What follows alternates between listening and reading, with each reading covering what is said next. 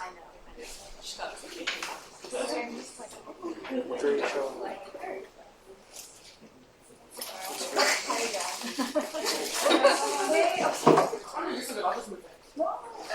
Oh wait, you're sitting here. Oh my god. That's what I was kind of surprised about. Change. Thanks, Rita. Guys, didn't you see I saw like a special. I saw that.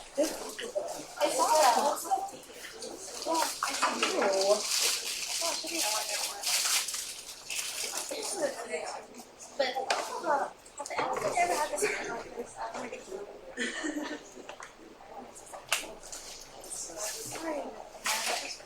Thank you so much, love. I'm good. Are we good? Okay. What? Yeah.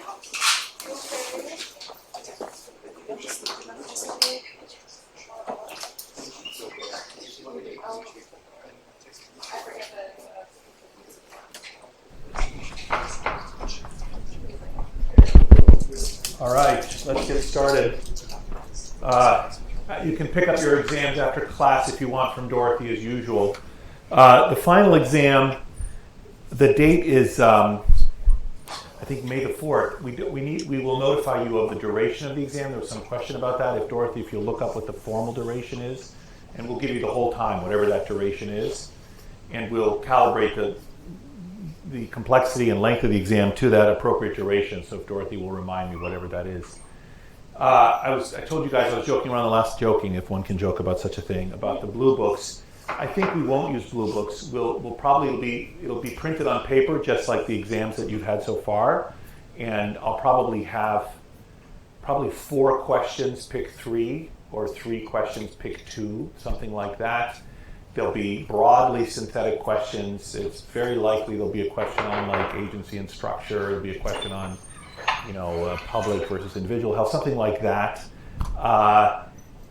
The last lecture I give next Thursday is an important lecture, and it summarizes the whole course, and it touches on a lot of important ideas. So that's it. And if you, for whatever reason, miss that lecture, you should watch it. And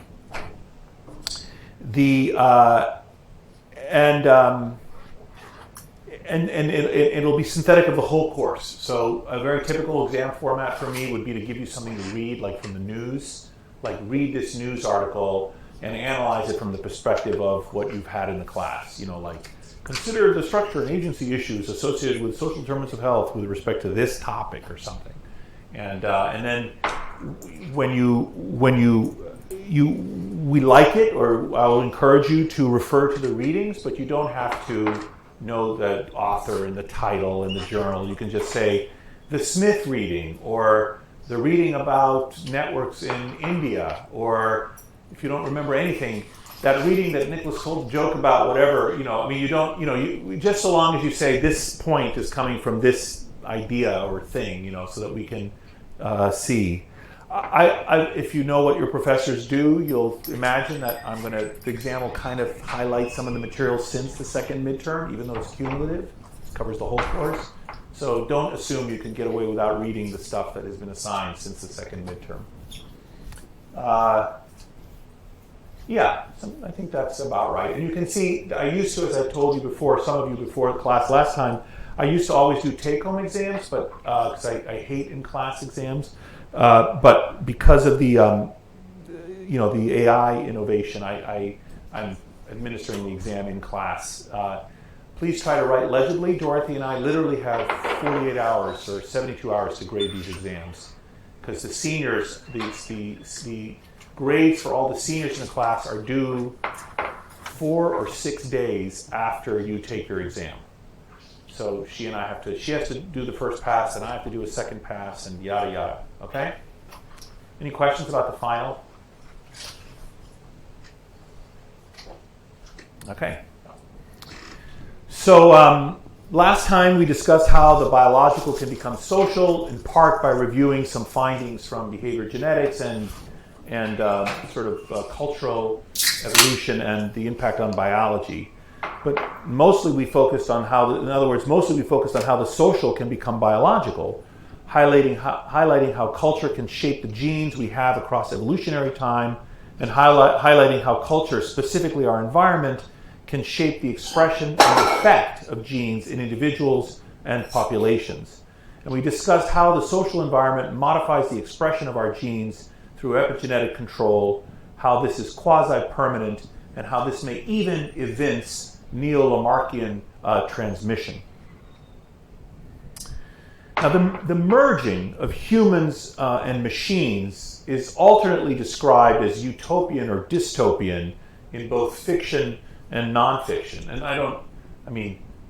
you guys, these are deliberately even before my generation, so don't get all snarky with me. Like, I didn't even see these movies. The brain that wouldn't die. You guys have seen countless of these science fiction, renditions of human-machine hybrids. But there are also, nonfiction books that describe. This is a book by a person who had lost their hearing, and he wrote a book about when he had a cochlear implant implanted, and he called it Rebuilt: How becoming part machine made me more human.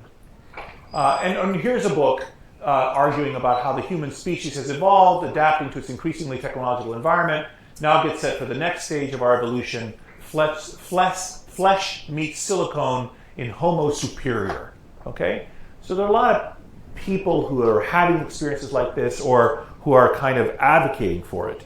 This Rebuilt book was authored by Michael Korost, who had been severely hearing impaired since birth, when one morning in 2001, his remaining hearing suddenly and inexplicably completely shut down. And fortunately for him, cochlear implants had progressed to the point where people formerly isolated from everyday sounds could now hear leaves rustle as they walk through them. This has been a completely dramatic change in my lifetime. Right around the time you guys were born, this technology just took off. And you guys may have some friends who are hearing impaired and have cochlear implants, and they can hear normally. It actually caused all kinds of debates. There were people in the deaf community was like a subculture, like religious subcommunities or ethnic subcommunities or sexual orientation subcommunities. And there were a lot of people who said, we shouldn't use cochlear implants. We have our own culture, our own language. And now if you could cure people who are deaf, that's like a bad thing. And some deaf parents chose not to put cochlear implants in their deaf children because they thought that it was not necessary. So this was itself a whole debate, but now most people do use this. Technology has become extremely normalized, and this gentleman had a tiny device surgically implanted behind his left ear and a magnetic headpiece, a little circle that sticks to the head over the implant. And as he describes it, his hearing wasn't restored, it was replaced. His body, in his judgment, was now part machine. And the implant was only the first step of the author's learning to hear again, as his brain struggled to interpret the new electrical signals it was receiving. So these machines have little tiny wires that thread through the cochlea and work in ways that sort of roughly emulate the ordinary way that your inner ear works. And there are other gray zones too, not just between humans and machines, but between people and animals. This is baby Faye, and she received a baboon heart in 1984 when I was just starting medical school, and this was all over the news.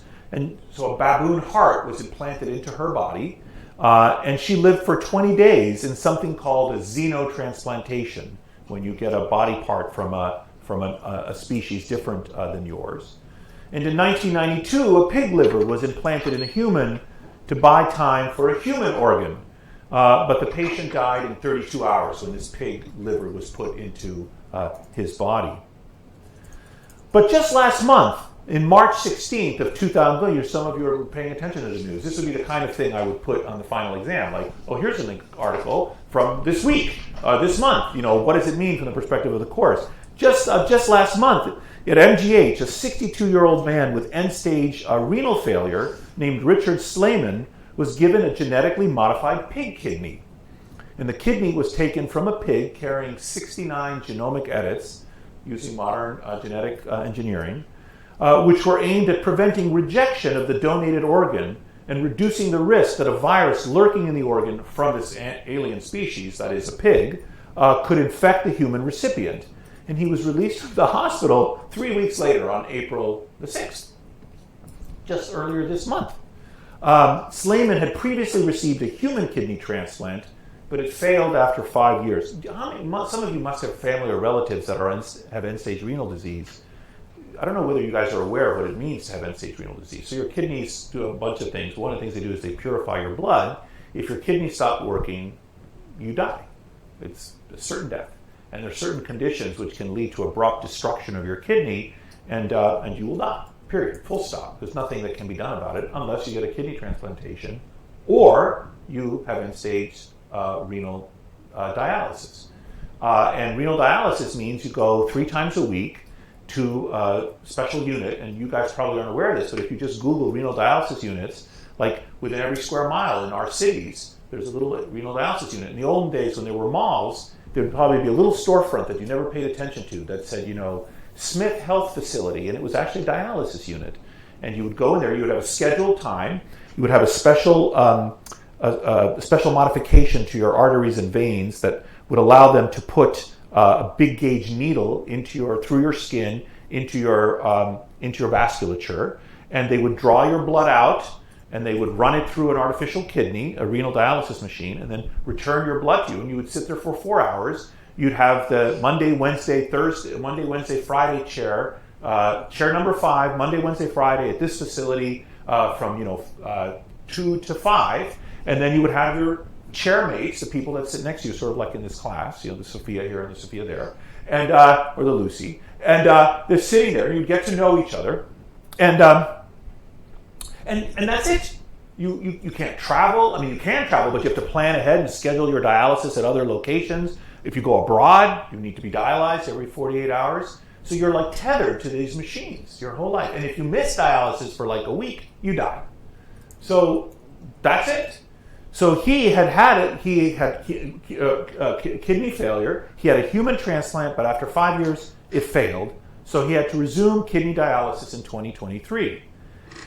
And for the year prior to the transplant, he had been spending, once again, 4 hours, 3 times a week, hooked up to the kidney filtering machine, and was admitted to the hospital every few weeks because of complications from this. With blood clots and other vascular issues, it's, your body doesn't like being connected to these machines.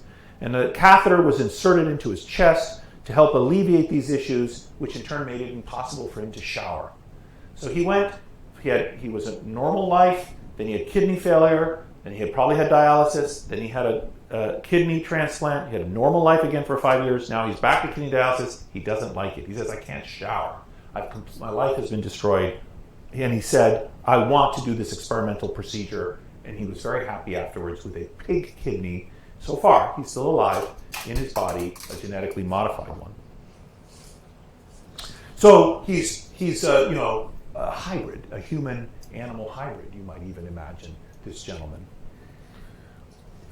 This is Marcus Rehm, a 25-year-old German long jumper. He had his right leg amputated below the knee after a boating accident when he was 14, and he emerged as a world-class athlete anyway, winning Germany's national championship in July of 2014. And his situation is both inspiring and unusual, but he has forced sports officials to consider how to draw the line between able-bodied and disabled athletes. Do prosthetic legs simply level the playing field for Rehm, compensating for his disability, or do they give him an inequitable edge via kind of techno-doping? In other words, could the other runners in this race say, well, that's not fair. He has this springy leg, and he can outcompete us because of the springy leg. Or does he say, no, it's just replacing the leg I lost, and it isn't giving me a special advantage. I'm, still me. And it was unclear initially whether sport authorities would allow him to compete.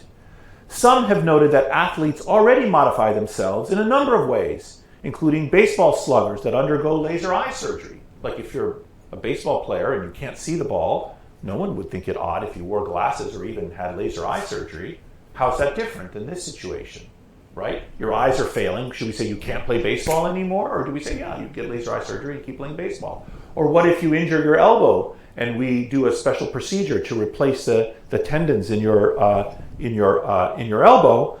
So a baseball or a pitcher who has elbow reconstruction using sturdier ligaments from elsewhere in their body, is that unfair? Or do we just say, no, you had a problem with this, maybe it's just the visible nature of this thing, which gets, by the way, into the Sandel and Harris readings, or that the Harris reading that was assigned for today. Is there something, with the eye surgery and the elbow surgery, we think, oh, well, your body looks intact, whereas this is like creepy, and so therefore we don't like it or think it's unusual. How do we draw the boundary between these things? In fact, since 2004, transgender athletes with rather substantial body modifications have been allowed to compete in the Olympics. Alas, a few days after winning his national championship, the governing body for German track and field announced that it would not nominate Ream to its roster for the European Championships, an honor that has historically been all but guaranteed to the national champion. These types of bodily modifications erase the lines between abled and disabled, raising philosophical questions. What should an athlete look like? Right? We all have this vision of what athletes look like. My favorite athletic body type is for men is gymnasts. I just think, you can look at soccer players and football players and baseball players and all that. Yeah, they're interesting. But the gymnasts, I think, wow, those guys, that's like. So we all have this sort of vision of what is like, an optimal body, male or female, for example. Or where should limits be placed on technology to balance fair play with some kind of right to compete, that human beings might wish. Around the same time that the IOC was dealing with the Ream case, the IOC also took a stab at defining which athletes count as women. Specifically, an initial ruling excluded females with a male range of androgen levels from competing. But interestingly, the IOC gave male range females an out. They could opt to medically lower their androgen levels. Some athletes took the IOC up on their offer. Caster Semenya, a South African track star, received some sort of treatment in order to run in London during the London Olympics. Quote, either due to criticism or because of the new regulations or some other factors, Semenya no longer qualifies as breathtakingly butch, according to the Toronto Star's Stephanie Finsley, who then described her as feminine. Quote, she wears a tight turquoise polo over her fit feminine body, relaxed, poised, and it must be said pretty. The young woman with an irresistible smile is almost unrecognizable from photographs taken during the height of the controversy, she wrote. So this is Semenya on the left. This is her natural body. She was born this way. She has high androgen levels. She was killing it on the track field. And people said, oh no, your androgen levels are too high. Now that's not something visible, right? Like the thing or the other examples we're considering. And so they said, well, the IOC said that's too much androgen. So we'll let you compete, however, if you lower your androgen levels. And of course, then she's transformed somewhat to the woman on the right. It's clear that her face got rounder, her hair got longer, and her figure did get curvier, as you can see. Whether fair or unfair, there may be something to the advantage line of argument, because Semenya's performance times also look different after her estrogen treatment. She won a 2009 race with a time of 1 hour, 55 minutes, and 45 seconds by a 2-second margin, and subsequent to treatment, she placed 8th in a race with a slower time of 2 hours and 7 seconds. In 2017, the International Association of Athletic Federations commissioned research to evaluate the role of naturally occurring testosterone in female athletes' bodies and determined that, unsurprisingly, it was helpful. Both men and women make testosterone. Men have much more testosterone than women, but testosterone plays a really important role in muscle performance and in libido, by the way, in both men and women. And in elite sports, even tiny advantages can make a huge difference, right? So these people are competing for tenth of a second increments, right? You guys know this, right? I mean, it's just a really tough competition, very super elite. So any small little difference could have a big impact. But if we buy the IOC's logic, why not go whole hog? Let's test all male athletes and unfairly advantage those who have unfairly high androgen levels for men, because there surely are some men like that as well. And what are we to do with male to female transgender athletes, including some who have not had sex reassignment surgery, whose competition as women could entirely upend league tables of performance, which is in fact happening, and which is not a trivial issue, by the way, right? It's not a trivial issue to take someone who grew up as a man, has a male body, and maybe male levels of these hormones, and who's competing as a woman. It just destroys the league tables and the competition. In 2016, so this is now already however many years ago, at least 2 male to female transsexuals were slated to compete in women's events at the Olympics. Or consider Dute Chand. You guys know who this athlete is? She loves her body just the way it is. And as a teenager, she was dismayed that her body lacked curves. But at 18, she had no problem with it.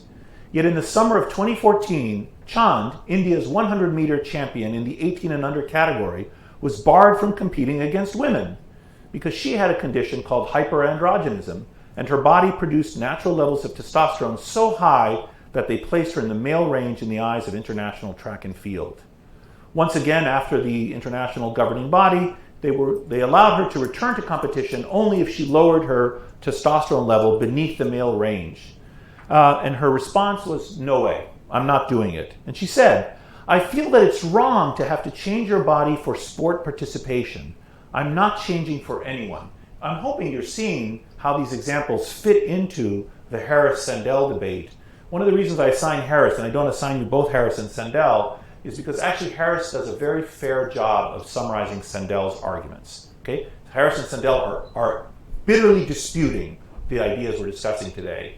But I don't give you Sandel to read as well because I think Harris does a fair job. But this is the argument that they're having. These cases illustrate this. Aside from hormone-suppressing drugs or an operation, her alternative is basically to quit competing. Now, who knows what this is? Any of you competitive swimmers? Yeah. Yeah, that's like they call them knee skins, or I think those are called shark skins Uh-huh. for men.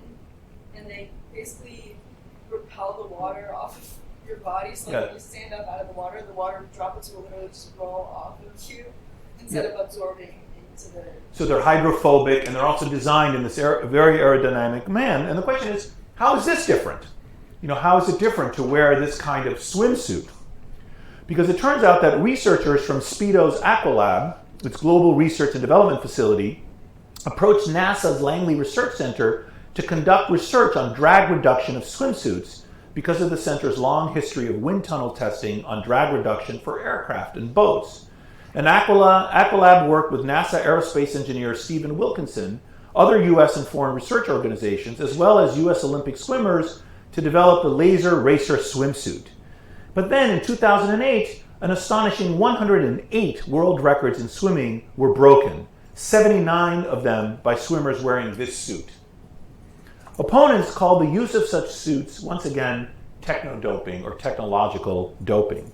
They were banned after a year and a half, but the records of people wearing those suits still hold. So you could be an elite swimmer now and never hope to surpass the record of someone who just wore one of these suits. How is that different than all the other cases that we've been considering so far? Now, against this backdrop, let's consider the issue of human enhancement, its morality, and its regulation. And these are difficult issues related to the application of technology to human enhancements in areas as diverse as curing disabilities, health, longevity, intelligence, emotional control, aesthetic expression, spiritual goals, and ensuring the best lives for one's children. Excuse me. These are all things that modern technologies could allow us to fundamentally alter by changing our bodies in these kind of completely, let's say, novel and dramatic ways. And you might ask, why would anyone oppose such enhancements? I mean, would it be better to have shorter lives, more disabilities, less intelligence, less memory, less hearing, less happiness? What's the difference between a cochlear implant and a bionic ear? If I can give you a cochlear implant to a person who's deaf to replace their hearing, what if I invented a bionic ear which could enhance all of your hearing? What if I could get you a little hearing aid that you put on that made it possible for me to hear a whisper of a conversation in Sterling Library right now? There's technology our spies can use to do that. You can point a laser at the window at Sterling right from here, and they could detect what's being said in that room over there. What if I could just hear it? Should I be prohibited from being able to modify my body to have this benefit? What's the distinction between cosmetic surgery and genetic enhancement? Why might we think, okay, it's okay for you to fix your nose, we discussed a few lectures ago, but if you modified your genes to do that, that's creepy, we don't want to allow that. And in your readings, we had lots of troubling contrasts. So you could have control your diabetes. Some of you may have diabetes. You could control your diabetes versus by diet or by having an internal insulin pump. What if you could buy a little tiny machine that could be implanted in your body and squirt out a little insulin automatically and cure your diabetes that way? If you were diabetic, you would almost surely want such a device. Spare yourself all the other headaches. Well, what's the difference between that and some of the other things that we're considering? Some of you, no doubt, took prep courses for SATs. What's the difference between SAT score improvements via Kaplan test prep versus Ritalin? You might say, oh, well, test prep is okay, but taking drugs is not okay. Well, why? Or weight loss via exercise versus plastic surgery or drugs, which is a huge issue with Wegovy and Ozempic. Why do you think that someone who loses weight, by dieting is virtuous, but if they're giving themselves Ozempic, maybe they're not? And would we prevent them or think ill of them for doing that? And there are other examples that are discussed in the reading of musicians using beta blockers to conquer stage fright, or the Supreme Court case of a golfer's needing a cart. The question being, well, if a golfer has a disability that requires them to use a cart, should they be allowed to compete in golf? And the Supreme Court considers whether it's the walking from hole to hole is an essential aspect of the sport. Or what about corrective myopia surgery, like we discussed earlier with a baseball player? Sandel provides the illustration, which is a fantastic illustration, of oxygen deprivation during runners' training. And there are many ways you could imagine doing this. Many of the world's best runners happen to come from certain high mountain regions in Kenya and Tanzania. There are a number of theories as to why this is the case. The culture that privileges long-distance running, maybe the genetic background of the people there. Same debate is had about Jamaica, by the way, why all the world's best sprinters come from Jamaica. There's a fantastic article by a Jamaican sociologist about this, Orlando Patterson. But part of it in the case of the long-distance running is that these guys learn to run long distances up at high altitude where the oxygen tension is low, and then they come to sea level to compete. So their hemoglobin levels have risen. All of us, if you go and live at high altitude for a month, your body will produce more hemoglobin in order to cope with the lowered level of oxygen pressure. But then if you come back to sea level, you feel like an extra jolt of being able to use oxygen. So we allow that. In fact, many people who ordinarily live at sea level and want to train to be good runners might go to high mountain terrain in order to train. What's the difference between that versus, for example, deliberately sleeping in a tent with low oxygen? So instead of moving up to high mountain, why don't you just make a tent in your own home, reduce the oxygen level to imitate what it would be at high mountain, and every night if you're a competitive runner, which sounds crazy to me, the idea of depriving myself of oxygen in order to enhance my hemoglobin so that I could be a better runner sounds insane. Maybe that's because I don't value running so much, but if you told me I could do that and get 1 IQ point, I would probably do even 1. Because, like you guys, I'm up here at the tail of the distribution, and every 1 IQ point moves you a lot of percentage points. Like in my game, 1 IQ point is a big deal, just like Olympic runners, like a tiny second. So I think it's nuts to sleep in a low oxygen tent, but what's the difference between living at a high altitude and putting yourself in a low oxygen tent versus just giving yourself injections of erythropoietin, the hormone that some of you probably remember from high school biology that regulates the production of hemoglobin in your body. Or you could have, finally, extra erythropoietin genes implanted. Why not just genetically engineer yourself or your offspring to make more hemoglobin and be able to use more oxygen? What's the difference, if any, between those? Do any of you have thoughts on this difference? 4 ideas. High altitude, live at the high altitude, put yourself in a tent, give yourself EPO shots, genetically engineer yourself to have higher erythropoietin production. Okay, I'm going to have you vote. Where's the piece of chalk? Where would you stop? For God's sake, there's no chalk in these classrooms. Oh, here we go.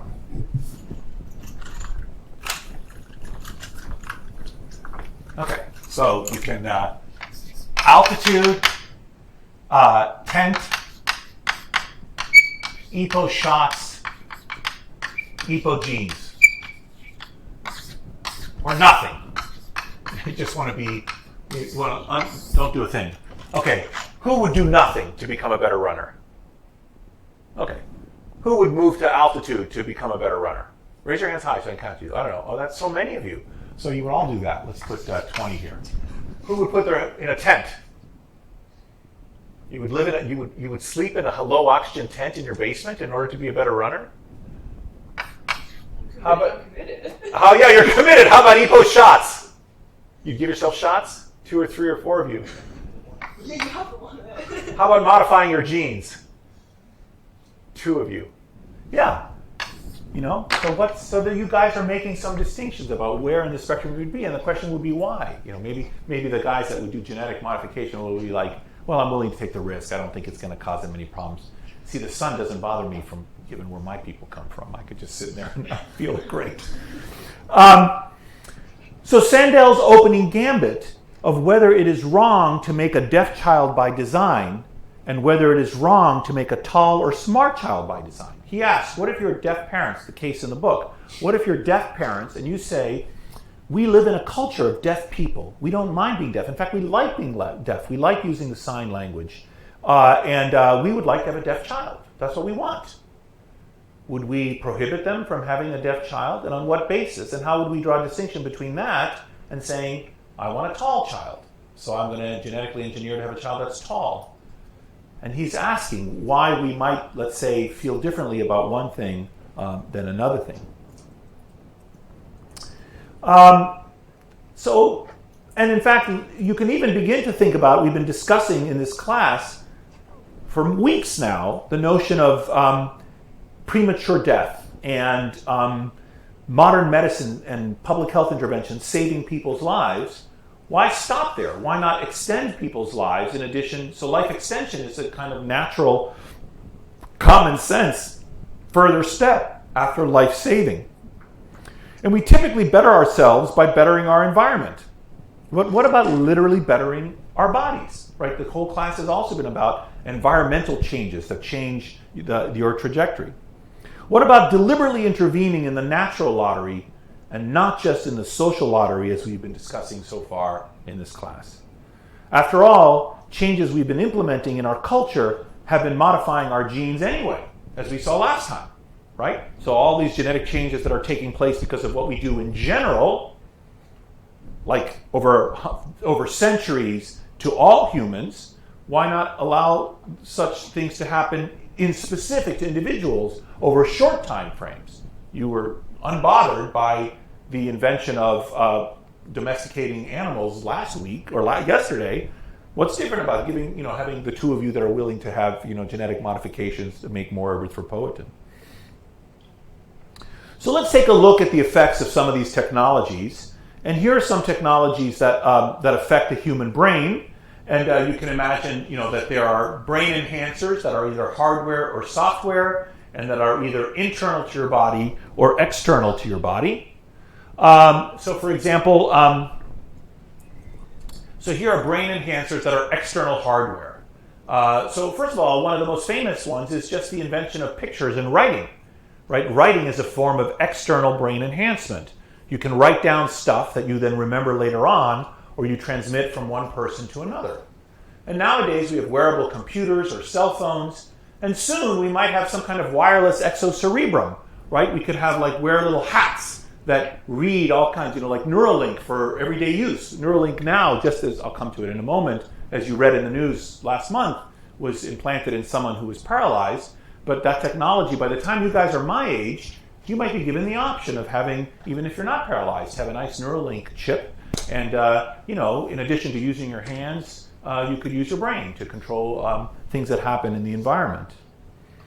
And eventually we might have Google Lens, for example, implanted in your eyes. So I don't know if any of you were familiar with this technology, but it was it had an odd demise, actually. But it was just a little video capture camera that was mounted on your glasses, And especially for someone like me who's had difficulty with names, I could just look at you and it would do the facial recognition and go to the internet and post your photo and say, who is this? And then just as I'm coming up to say hi, it would say, this is Sophia, okay? And there she would, would be right there, would be like in things. Or like, if I'm looking at, like, if I'm driving and I want to know which way do I go, it could call up information. And what if instead of wearing it on my glasses, you just implanted it in my eye? Have a little tiny computer, basically, a little screen that's implanted into my eye. So as I move through the world, I'm getting constant information. This is going to happen. I don't know whether people will be implanting computers in their eyes in the next 50 years, but some people will. Certainly, it'll start with people who have corneal destruction of their corneas. Right, so if your retina works but your cornea is completely destroyed, you could put the visual signals. They could wear glasses, and then the glasses would detect the visual signal, and they would wirelessly transmit it to a tiny little screen that replaces the lens of your eye, which then broadcasts what is outside your face into your eye, which is then seen by your retina. Right, that's a logical technology. That there are many people who are blind because of corneal defects, which would be repaired by this technology. Or you could have external software. And the earliest things were simple things like calendars, but now we have internet and search and data visualization and expert systems and biofeedback. You guys take it for granted. You have this device in your pocket, but it's just miraculous. Or you could imagine internal software, like just better thinking, like in education, like what you're doing in this class. Or mnemonics, like you learn when for organic chemistry, you have all these mnemonics to memorize stuff, or gross anatomy. Or cognitive therapy. Probably quite a few of you have had cognitive therapy to cope with anxiety disorders or just anxiety or whatever. Or meditation, which is widely practiced, is a kind of internal software. Or finally, internal hardware, like drugs. I don't know, something like half of Yale undergrads have at some point been on a psychoactive medication. And there are gene therapies. There were some in the readings that I assigned. Or deep brain stimulation, or stem cell transplants, or sensory prosthetics. We're going to talk about some of this stuff. Or brain-computer interfaces. So let's spend a moment on a couple of these. We already saw a sensory prosthetic in the case of a cochlear implant. But what about even more? This is a clip from 60 Minutes that about a man I knew who I actually trained with. Once in a while, we run across a science story that is hard to believe until you see it. By the way, this is from over 10 years old now. When we first saw human beings operating computers, writing emails, and driving wheelchairs with nothing but their thoughts. Quietly, in a number of laboratories, an astounding technology is developing that directly connects the human brain to a computer. It's like a sudden leap in human evolution, a leap that could one day help paralyzed people to walk again and amputees to move bionic limbs. As we first reported last November, the connection has already been made for a few people, and for them, it has been life-changing. Scott Mackler was a husband, father, and successful neuroscientist when he received perhaps the worst news imaginable. At the age of 40, he could run a marathon in 3.5 hours, but it was about that time that he discovered he had ALS, Lou Gehrig's disease. His brain was losing its connection to virtually every muscle in his body. The near total paralysis would also stop his lungs. He didn't want to live on a ventilator, so 9 years ago, he recorded this message for his 2 sons. I know the future holds lots of love and joy and pride, and that life goes on, and I'll be watching you along the way. And I love you very much, and I'll see you. This is Scott Mackler today. His mind is sharp as ever, but his body has failed. Doctors call it locked-in syndrome. Scott and his wife Lynn learned to communicate with about the only thing he has left, eye movement. He'll look at you for yes, Right. and for no. And for no, he looks away. Yeah. I see. It's cumbersome. It is. But recently, Scott found a new voice. Can everyone hear the PC? I apologize for the quality of the voice. Scott wrote these words one letter at a time with nothing but his thoughts and the help of what's called a brain-computer interface, or BCI. He wears a cap that picks up the electrical activity of his brain and allows him to select letters simply by thinking about them. Then the computer turns his sentences into speech. I hate being helpless, and when other people put words in my mouth. Well, this is a very unusual interview for 60 Minutes. We've done something that we never, ever do, and that is we submitted the questions in advance because it takes Scott a little while to put the answers together using the BCI device. Scott, I understand that earlier in the progression of this disease, you said that at the point you had to go on a ventilator, you didn't want to go on anymore. But today you are on a ventilator, and I'm curious about what changed your mind. Because I can still communicate. It isn't fast. It takes 20 seconds or so to select each letter. That was then. Scott told us it took him about an hour to write the answers to our 16 questions. But he writes well enough to continue his research and manage his lab at the University of Pennsylvania, Which is when I knew where him. he still goes to work every day. MD, You use the system PhD. even to text your sons, for example. And I wonder what it would mean to your life today if the system somehow was taken away from you. I couldn't work without BCI. Couldn't work without BCI. What has it meant to your relationship? So I know we don't have time to watch the whole clip. It's quite interesting. What's fascinating to me about this clip, quite apart from the fact that I crossed paths with this incredible man, is that this was done, I don't know, 15 years ago now. And it's just extraordinary what has happened. And I'll show you another clip in a moment from the Neuralink device that was just implanted. Did any of you see that video that went viral like last week? Here's my efforts to make this class topical every week, and only about 20% of you recognize my illusions. Yes? So I have a question about the letters. Yeah. And I don't know if you know the answer, but you know when you think about something and then like a random thought Yes. pops into your head, how does that? You can use a... Do you have a lot of problems with random thoughts popping into your head? No. My mother was here's a Nicholas story. My mother was, as you guys know, she died when I was young, when I was 25. She was a remarkable woman. She had trained as a physical chemist, and then she went back later in life after she was diagnosed with her terminal illness and became a therapist. And so for the latter part of my teenage years and early adulthood, she was a therapist. And I had come to Yale, and I was at Ezra Stiles, and there was a burger joint that was right next to where the Apple Store is. And there was, and still is, a little tiny alley between a couple of them, which some of you may remember, others of you now that I've mentioned it will notice. As you walk, I don't remember if I think it's just before the Apple Store. There's a place that used to sell Mexican tortillas. I don't know if it's still there.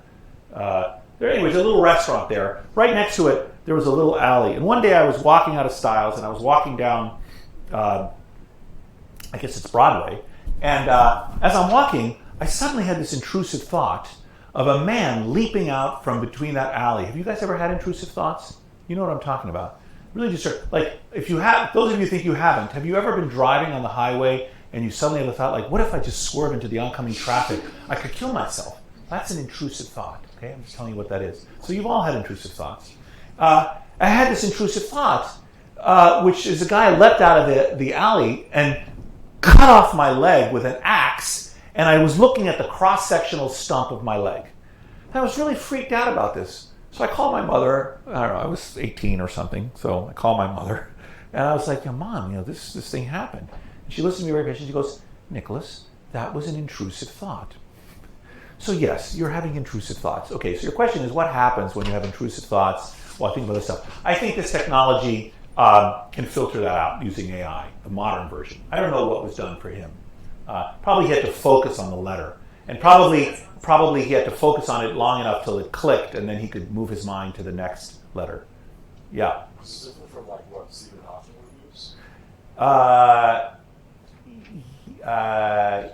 Yes, this was different from what Stephen Hawking would use, but I don't remember how Hawking actuated his device, his artificial speech device. Actually, if you look that up afterwards and send me, I would like to know the difference between that.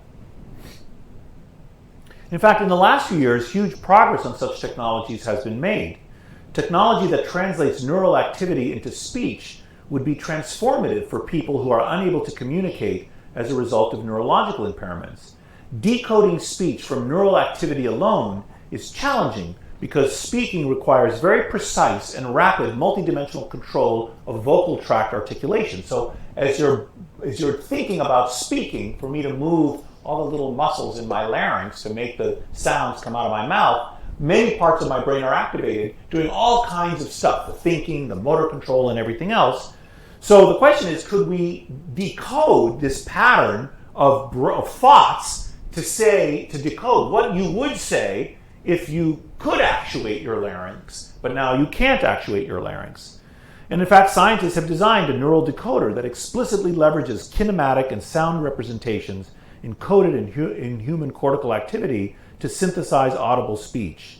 And these findings advance the clinical viability of using speech neuroprosthetic technology to restore spoken communication. And it's outlined by this paper, which was published in Nature not too long ago, 5 or 6 years ago, where they do MRI reconstruction of this participant's brain with an overlay of ECG array locations, so they can see what's going on, and then they have the person imagine what they want to say, and then they have the machine express it. Let me play a video for you. You'll see what I'm talking about. These are examples of speech synthesized simply from monitoring people's brain waves.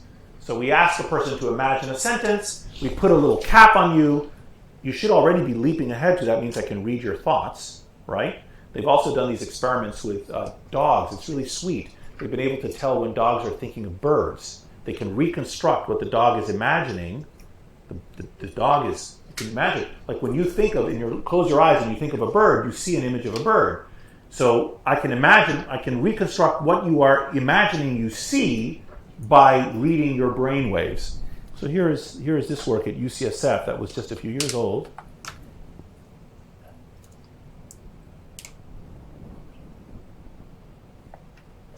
Shipbuilding is a most fascinating process. Let me just see if I can. Shipbuilding is a most fascinating process.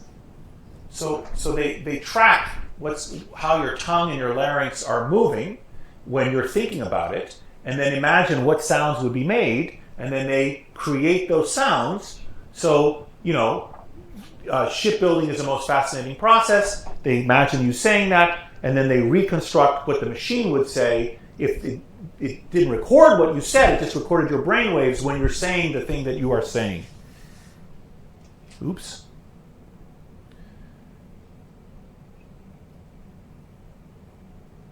Shipbuilding is a most fascinating process. Shipbuilding is a most fascinating process.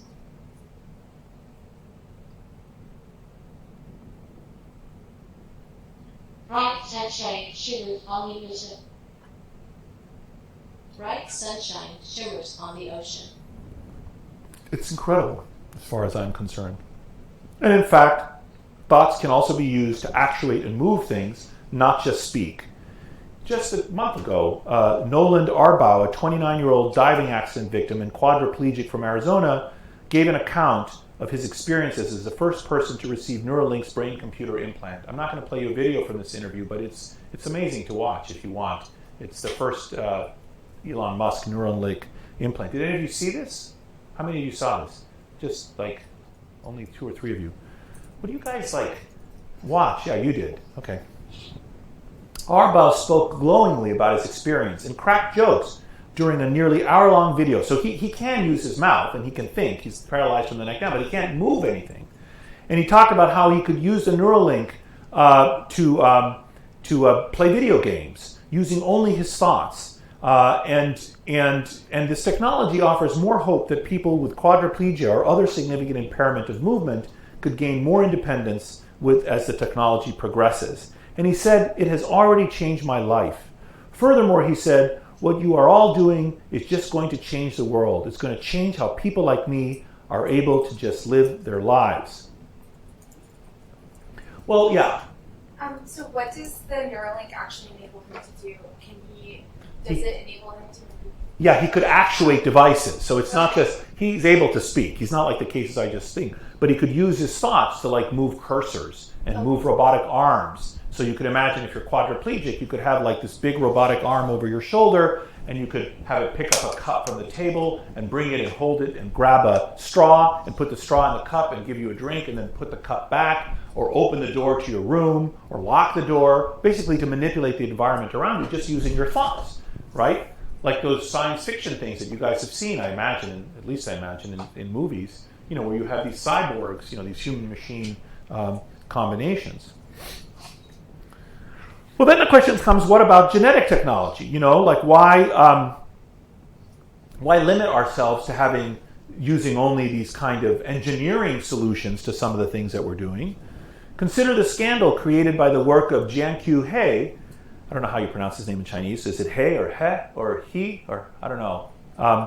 Who used CRISPR technology to edit the genes of Lulu and Nana in 2018 in an effort to make them more resistant to HIV based on natural mutations of the relevant gene observed in nature. So for whatever reason, the parents of these kids were very worried that their children might grow up to one day be susceptible to HIV, and they went to this physician in China and they said, could you edit embryos of our genetic material, use CRISPR technology to edit the embryos in a location to give them a variant of these genes which are known through other studies to make them naturally immune to HIV. So please edit our embryos to have for this gene to have the allelic variant of this gene that makes them naturally immune to HIV. And in fact, using CRISPR, he attempted to cripple CCR5, the gene for a protein on immune cells that HIV uses to infect the cells, so that if you're homozygous for a defective version, you don't get infected with HIV, though you might actually be more prone to other infectious problems like influenza or encephalitis. However, the editing might also have off-target changes elsewhere in the girls' genomes, and these changes could cause cancer or other problems, or they could offer benefits. Do you think this was justified? Would you do this with your babies? Let's say it could be safe. Let's say there was no risk, and you could edit your children's genes so that they were immune to HIV. Raise your hands if you would do it. Yeah, if it was safe. So your main concern if it wasn't safe, right? Well, it's going to get very safe very soon. By your grandchildren's time, these options will, I think, be widely available. Probably not by the time you're reproducing, but by the time your children are reproducing, they'll have options like this. But what if the tech was not perfect? We might have different concerns. And that's, in fact, what the concern was about Lulu and Nana, was they did, in fact, have off-target mutations. So it didn't just change this gene, it had some other problems, it edited other regions of the genome, introducing other mutations elsewhere. The question was what happened to them, and I didn't know what happened to them. I didn't know if it was known what happened to them. He was sentenced to a prison. He served, I don't know how many, 3-year prison term. There was a big scandal. His lab was shut down. The Americans got all worried that the Chinese were outstripping us in CRISPR technology. It was a huge international, thing. So actually, in preparation for this lecture, I tried to figure out what was known about these girls. And in fact, in June of 2023, a year ago, after serving his prison term, he was asked how the children, who were then nearly 5 years old, they'd now be about 6, were doing. And he said, well, what I can tell you is that they're living normal, peaceful, non-disturbed lives. And pressed for details, like where they were now and whether the gene editing had any negative effects, he declined to comment. But he said that it's important for the world to know about these issues eventually. So we don't know exactly how those girls are faring, but so far they seem to be okay. And there's some debate about, one of them is probably immune to HIV. The other one, she had mosaicism. Do you guys remember from those? So you have to, in order for the genetic edits to be present in every cell in your body, I have to make the edit when your embryo is at a 1-cell stage. If it's at a 2-cell stage and it edits one of your 2 cells, then half the cells in your body when your body is fully formed have the mutation and the other half don't. That's called mosaicism. And one of the 2 girls was a genetic mosaic, it looks like. So is what we've been talking about a utopian or dystopian vision of the future? Here are some slides of this that summarize part of what some people foresee. Commercial entities that provide modifications of our genes and bodies, such as this fictitious company, Human Upgrade, might emerge. So here might be the ad campaign for such a company. To lose, yes, I remember. That was before. to win. That is what forces humans to go to the edge. There is no better feeling than to conquer your enemies, to be the best, to be the master. Be what evolution did not let you be, and make the step which leads further than ever before, for those for whom the thrones were made. Okay? This would be like the ad campaign. And this technology contains elements of comparison. One upgrades to improve one's relative standing, which was one of Sandel's objections, and one of sociologist and transhumanist philosopher J. Hughes's concerns. So in another book called Citizen Cyborg that I didn't assign, sociologist and transhumanist J. Hughes argues that one of the problems with these technologies, which we haven't discussed, is maybe only the rich will be able to afford them, right? So then we might, remember when we talk about widening inequities throughout the course, when we have new technologies, it's not going to be different with these guys. As all these technologies arise, first the rich will use them. Everyone will eventually benefit, but initially it may lead to widening differentials. Now, I used to stick fight when I was at Yale and all through medical school. I was actually a good stick fighter. I loved stick fighting.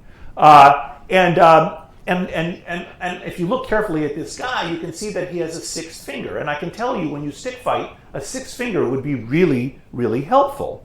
Though it's also kind of gross, right? If you look at these extra finger that this guy has, because you can really grip the stick and manipulate the stick much better. Or what if you could have webbed hands? Let's say I'd like to be a swimmer. You know, you'd like to be a better swimmer, and you'd like to have webbed hands because that would make you a better swimmer. Some people might want this. I mean, Liz is looking over there like it's a little gross, but you know, some people might they want this. They're entitled to modify their bodies. Would we stop them? Would it be different if they're modifying their children's bodies versus their own bodies? So why do these images regarding human upgrade feel different than the prior taxonomy of mental enhancements, or the images of Reem wearing the metal at the beginning of the lecture today, wearing that metal leg? Is this different than that? And if so, how? And should they be different? And in fact, the six finger thing is especially interesting because some of these kinds of changes can actually occur naturally. In January of 2009, baby Kamani Hubbard was born in Daly City, California, with 6 fully formed and functional fingers and toes on his hands and feet. This is a condition called polydactyly, and it's not an uncommon genetic trait, but this case was extremely remarkable. His dad, Chris Hubbard, a 34-year-old postal worker, noticed this spectacularly rare case of polydactyly at birth. 6 perfect fingers on each hand and 6 perfect toes on each foot, which went well beyond the general trait that ran in his family. Some family members had 6 fingers, but not completely developed. So they had a little nubbin of a pinky, let's say, which in infancy was just cut off, and then they grew up with 4 fingers and a thumb. And none of his family members had 6 toes. But in fact, this child did. And Chris Hubbard, and so imagine what kind of piano player this little kid could be, let alone a stick fighter, right? And when little Kamani, and I actually don't know, I should have Googled, I don't know what happened to Kamani, whether they removed his finger, but you might not remove these fingers. And part of you might think, well, I want my kid to grow up looking normally, and maybe the kids would tease him and it would be a problem, and what would it mean to be a 6-fingered human? But part of you might say, well, they all work, and think of what other remarkable things he could be, right? Would the Olympic Committee then prevent him from stick fighting if he was, as he probably would be, one of the world's best stick fighters if he wanted, or he was a pianist? I mean, who are we to interfere with this? Who would remove, if this was your child, would remove the 6th finger? Raise your hands if you'd remove it. 1, 2, some of you, 3, 4. Who would keep the 6th finger? Oh, that's amazing decision making. I'm interested in that. I'll be interested if you face some of these decisions. And there's actually a social and intellectual movement in favor of embracing these technologies, and it's called transhumanism.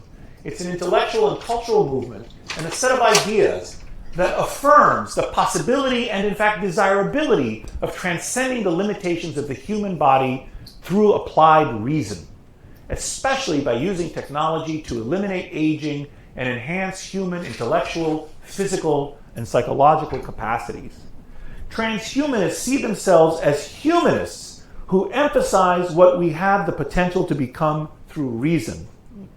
And yet And yet all of these technologies, as Hughes argues in Citizen Cyborg, raise important political questions, he argues, best resolved by a democratic process. In other words, the idea is, how are we to regulate these technologies? And I agree with this argument, which is that the only practical way to regulate them is through some kind of democratic process and debate. We have to, as a society, talk about these technologies, vote on them, and have regulations that comport with the will of the people. Indeed, there's a movement to embrace such improvements. Have any of you heard of the Enhanced Olympics? Some of you have been expecting this. Again, very few of you. Does anyone read the news in this classroom? Okay, raise your hands if you read CNN 3 times a week or more. Okay. No. Oh my God. 5 of you. Yes. What are you? Okay, the rest of you, what are you reading? Do you get the news? Where do you get your news? People read CNN. Okay, forget CNN. Pick something. I read CNN. Okay. What else do you read? What news? Where do you get your news? The New York Times here a lot. Yeah. The New York Times. So you read the New York Times. Okay, all of these stories, I guarantee, have been covered in the New York Times. So they're at the bottom.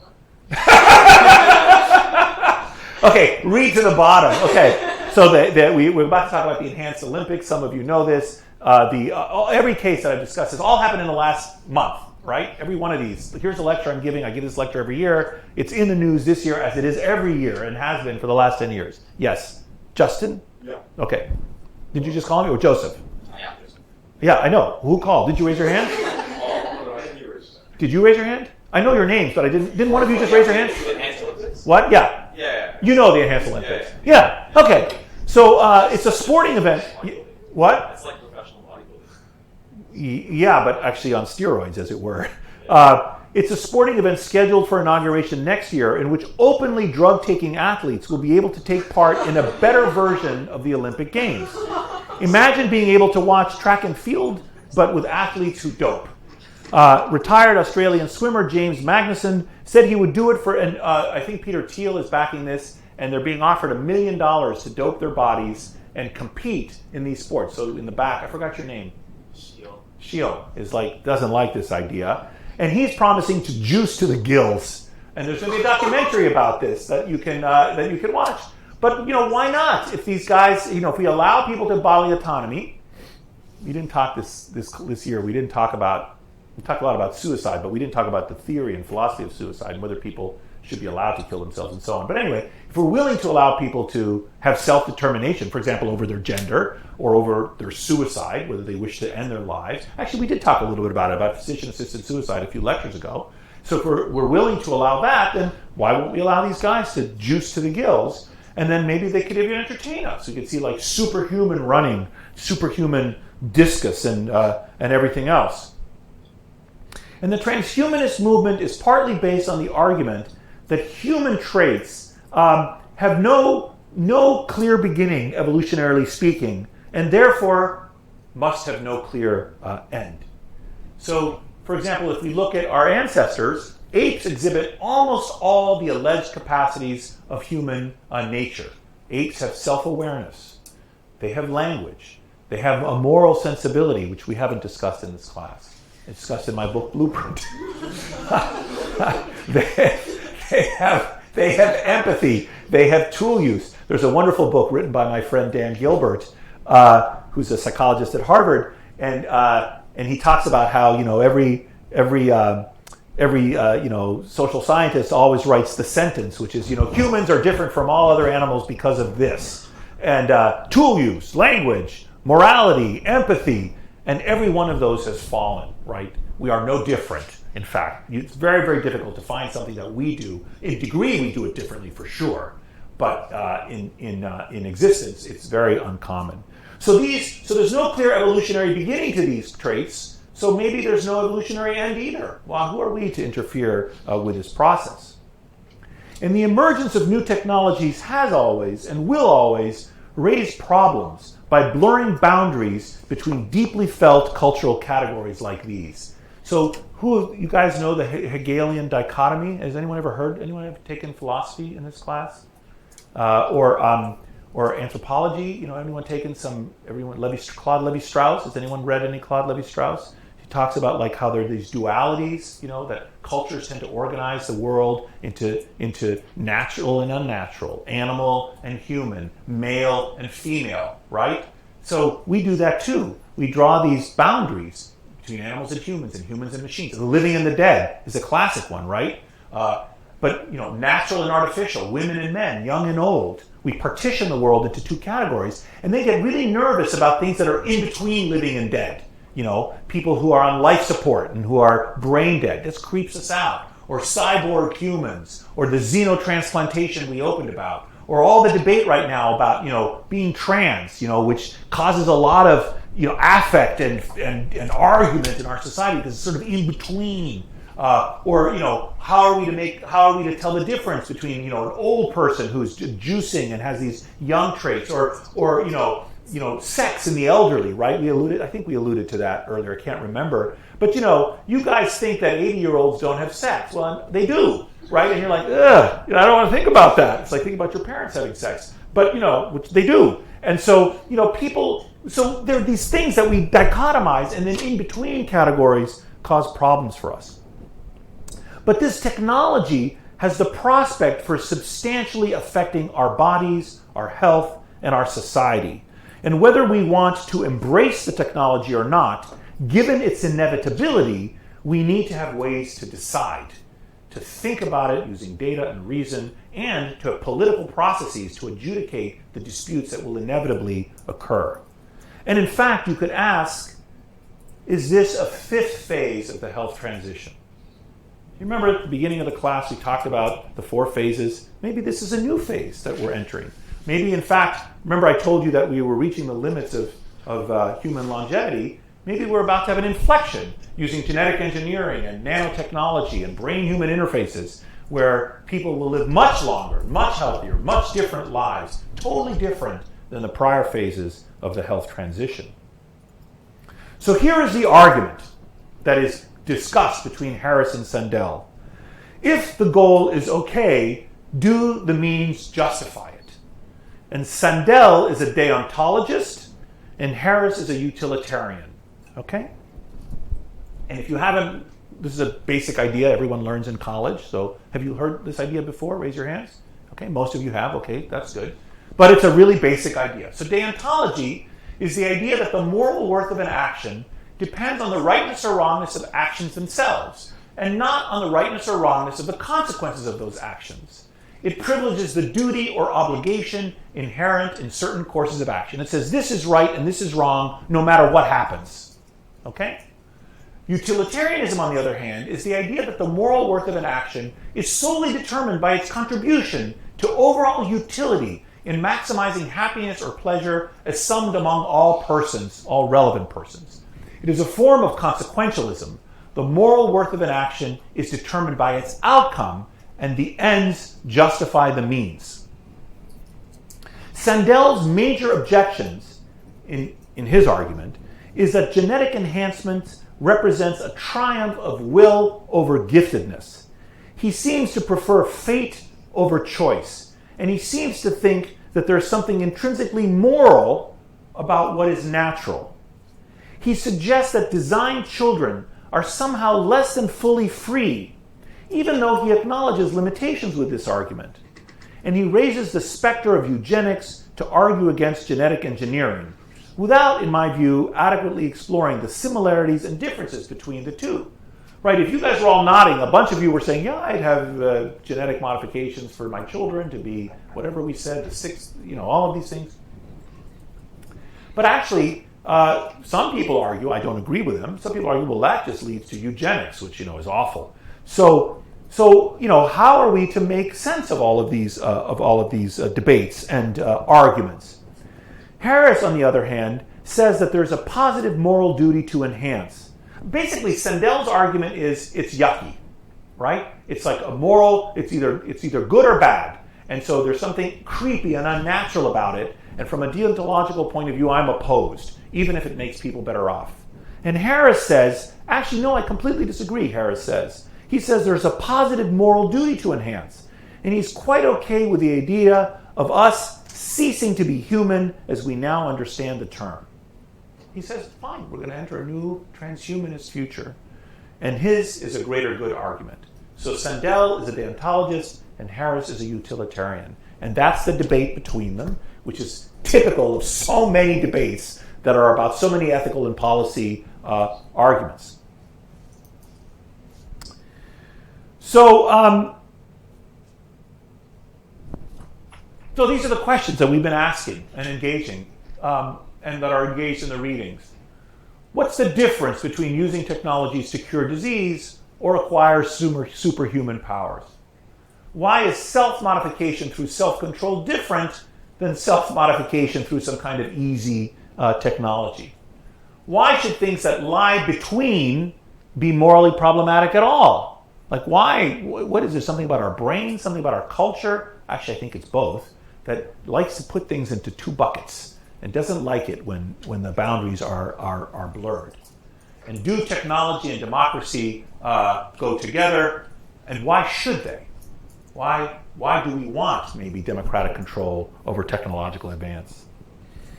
Americans' aversions to reward without merit and to effortless reward surely play a role in some of the way you guys think about these issues. I mean, you struggled, I could see in class today with some of the examples, but part of you was all like, that doesn't seem quite right. That's too easy for those people.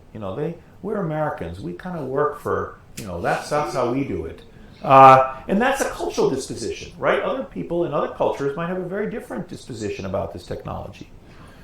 Sandel argues that natural gifts and the admiration they inspire embarrass the meritocratic faith. They cast doubt on the conviction that praise or rewards flow from effort alone. Still, Sandel admires natural gifts because they are natural, because they somehow have some kind of intrinsic dignity. Democracy, J. Hughes argues in his book, is needed to control these technologies. And in fact, in some ways, democracy and science and technology together have been the principal sources of the rise, as I talked about a few lectures ago, in human welfare over the last 300 years, and probably over the coming 300 years. So you're at this cusp of the last 200 or 300 years of advances in technology, which you're all benefiting from, and it's not going to stop. The students in this classroom 200 years from now will be looking back at our present day and thinking, oh my God, look how primitive and unfortunate it was that they didn't have the technologies. Just like you guys look at people from the 1800s and say, how do they live without cell phones? Maybe you do, or TikTok, or whatever it is that you guys like.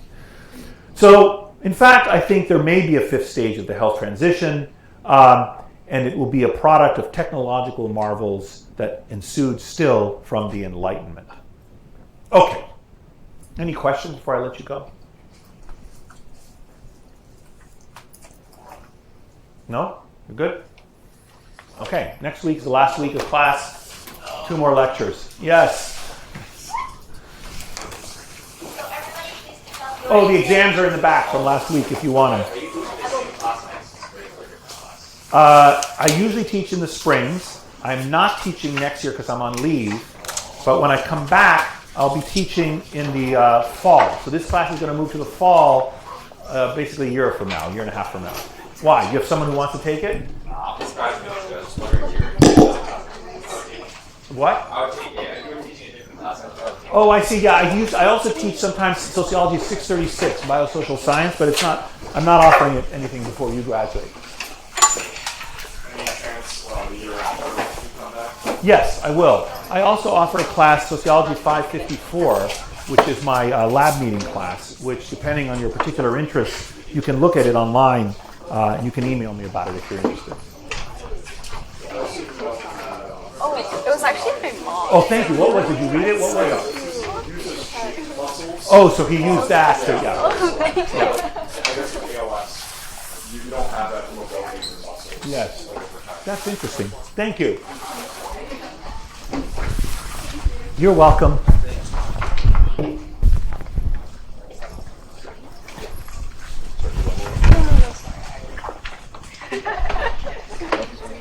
You're welcome, everyone.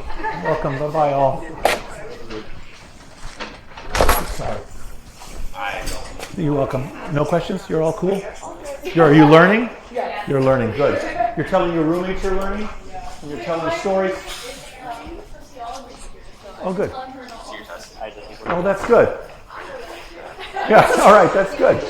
That's good. And you're telling stories Well, with a button match. it's like more of a blog. Yeah, I'm trying not to put anyone on circular. Don't worry about it. Do not worry about it.